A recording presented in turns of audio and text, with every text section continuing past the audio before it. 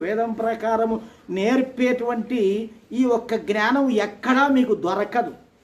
సాధకుడు ఈశ్వర ప్రణిధానం అంటే ఎవరైతే ఈశ్వరుని తన లోపల బయట అంతటా ఉన్నాడని తెలుసుకొని ఈశ్వరుడు నా వ్యవహారములు చూచుచు వినుచూ ఉన్నాడని తెలుసుకొనుచున్నాడని గ్రహించిన వ్యక్తికి శీఘ్రముగా సమాధి స్థితి అనగా ఈ యోగములో కూర్చుంటే వెంటనే జీవాత్మను పరమాత్మలో చేర్చేటువంటి నిర్చలత్వము కలుగుతుంది అని ఇవన్నీ ఈ యోగమునకు మార్గము. అష్టాంగ యోగములు అని 8 యోగములు.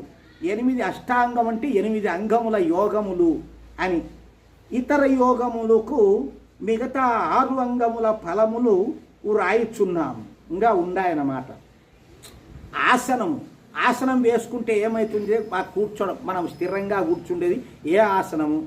వజ్రాసనమా లేకపోతే అది ఇది పద్మాసనమా లేకపోతే సుఖాసనమా? ఇటువంటివన్నీ వేసుకొని చేయాలి.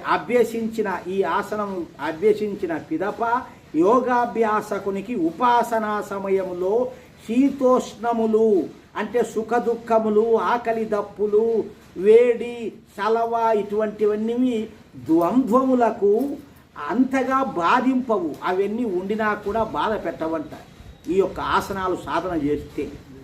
మరియు మునుముందు చేసేటువంటి క్రియలు కూడా, నేర్చుకునే క్రియలు కూడా తేలికగా ఉండును.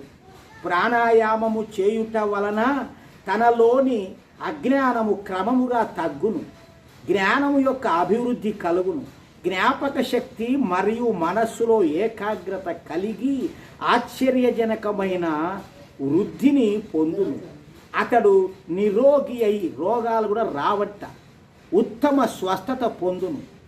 ఇక ప్రత్యాహారం సిద్ధించిన పిదప యోగము యొక్క ఇంద్రియములు వశములోనికి వచ్చును.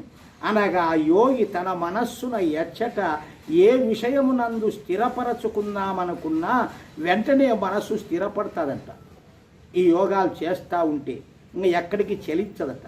ఏ విషయము నుండి విడివడవనని అనుకొనునో ఆ విషయం నుండి వెంటనే వదిలేస్తాడంట. అంటే ఇవన్నీ కూడా మనస్సుకు మనం నేర్పించాలి. నేర్పించకుండా ఊరికే పోతివమ్మా వచ్చివమ్మా అంటే ఏమీ నేర్చుకోలేవు ఎన్నాళ్ళున్నా కూడా. తర్వాత ఆర్య సమాజంలో వేదం ప్రకారము నేర్పేటువంటి ఈ ఒక్క జ్ఞానం ఎక్కడా మీకు దొరకదు. సాధకుడు